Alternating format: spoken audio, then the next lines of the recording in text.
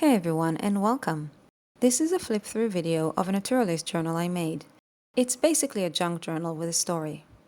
I've shared the making of most of it in other videos. Here we're just going to look through the pages and find the story of the owner. So let's get started. The concept is that this is a found journal, written by a naturalist from Victorian times. So it's pretty worn down, and you can already see that with the cover that has all these scratches and stains. It does have a lovely detail of a foiled leaf, and it's pretty soft to the touch. It's kind of fun to feel it. So I'm doing that a lot. So let's take a peek inside. We have this beautiful inside cover with all these lovely details. It looks aged. And from the first page, let's pick through beyond this torn page. And these torn pages give us this idea that we're going in the middle. There were other pages that are lost now. But from the pages we see already this idea of an expedition, field work, collecting specimens. And this continues to the second page. We see more specimens in here, specimen baggies that are see-through, and there's labels under it from his work, from collecting specimens and shipping them. We have moss in this one and a feather in the second one. And in the following pages, we have a booklet titled Nests and Eggs of Familiar Birds. So it connects to the specimens and continues the bird theme. There are some forgotten, unused labels inside, and the book definitely looks well used. The pages are distressed and some are torn or even completely missing. So he probably used it quite a bit. In the middle, you can see the binding stitch that I used in connecting the pages.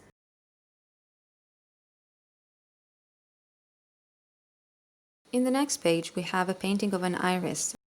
It's a botanical painting, and we can assume that our owner painted it. And in this journal, I used the concepts from florography, the language of flowers, and iris stands for a message, and that connects to our next page. It has this folder. You have all these stamps on the front of the cover and inside. So this idea of shipping things, right? He collected his specimens and he's shipping them. In the pocket, we have these tags that look like Victorian pressed flower collection. Each tag has this protective page, and the pressed flower is connected with a little slip of paper. And on the back, there's the name of the flower. And each one of these flowers have a meaning in florography. So Pansy is for thought, Stephanotis is for happiness in marriage, and Sweet Elysium is for worth beyond beauty. And beside that, we also have this folded note in here. And when we open it, we see that it's a very, very damaged letter. And if we read this, it says, "Dear, 3 weeks and no word. Your work keeps you occupied, I am sure, but would you not find time to write a few lines to those who care for you? The circumstances of your departure are unfortunate, but please do not imagine that they changed my affections. Will you not consider a change of heart? This cannot be what you truly desire. If..." And this is where it's cut off. And this is the first sign that we have for the owner's personal life. We get that his name starts with a J. We can just call him J from now.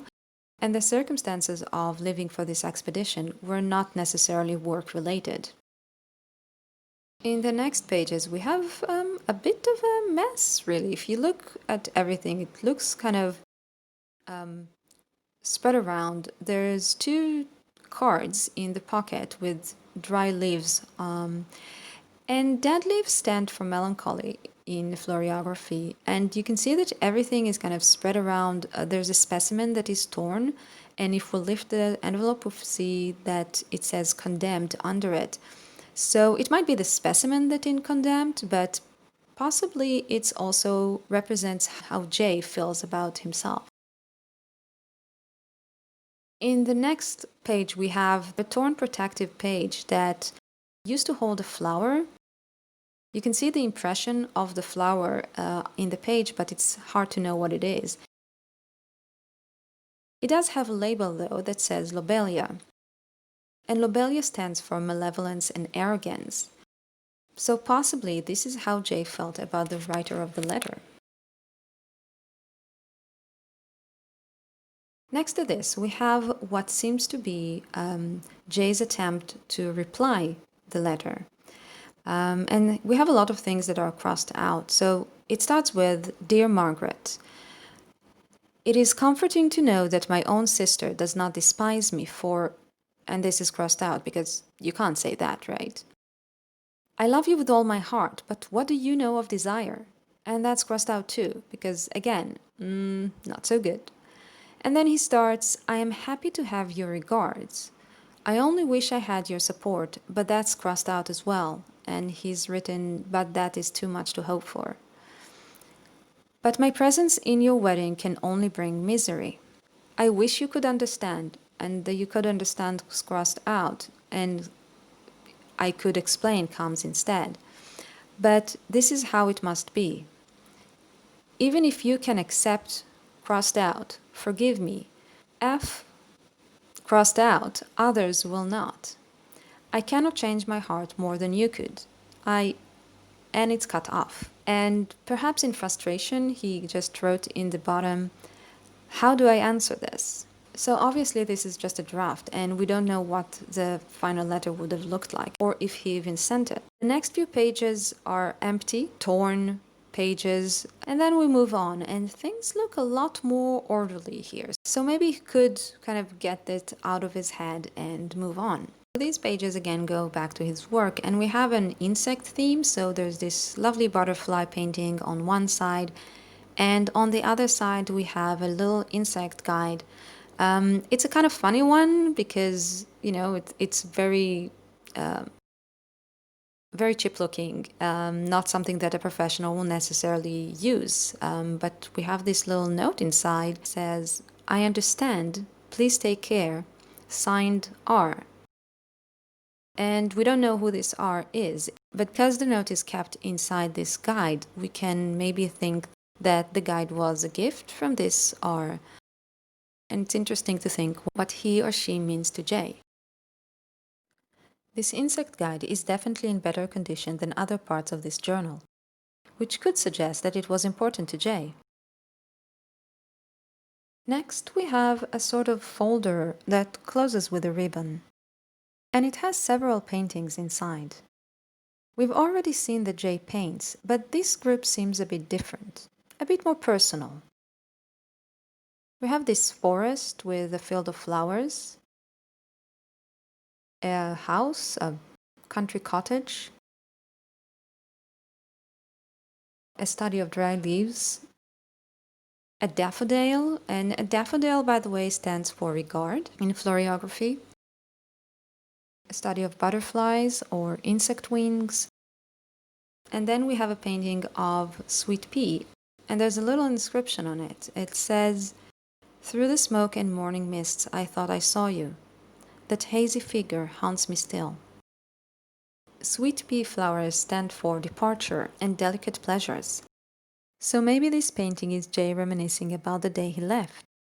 We can imagine a scene where he's sitting in a train looking out the window at the platform and seeing this figure there that he hopes is someone important to him, someone he wanted to come and say goodbye. The backing of this folder, or portfolio if you like, has a lovely impression of a large leaf.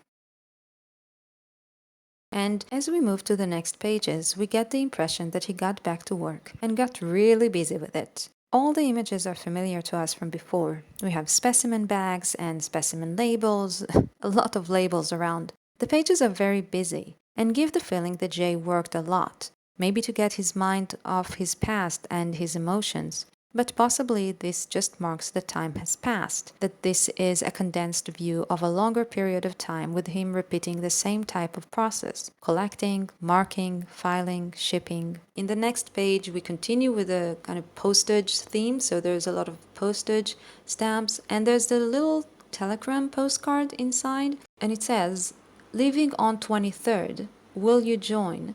Signed R. Atwood. So this telegram is probably from the same person that gave him the insect guide, and we can now maybe think that possibly there was an affair of some sort, and that was the reason that he had to leave. The page next to it has a pressed leaf. It's like we saw before with the lobelia, but this time the protective page is less damaged and the leaf actually stayed. It's a water lily leaf, which stands for purity of heart, so we can think what that might mean here. And that's it. We only have empty, torn pages here. It looks like Jay stopped writing at this point. But right at the end of the journal, we have another painting of a green carnation, and it has an inscription. You shrugged and said, I like rare flowers. The smile in your eye was my undoing. Carnations are an interesting case in floriography. Pretty much every color has a different meaning, but not green ones. Well, not in floriography. Historically, gay men used to wear green carnations in their buttonhole to identify themselves to each other.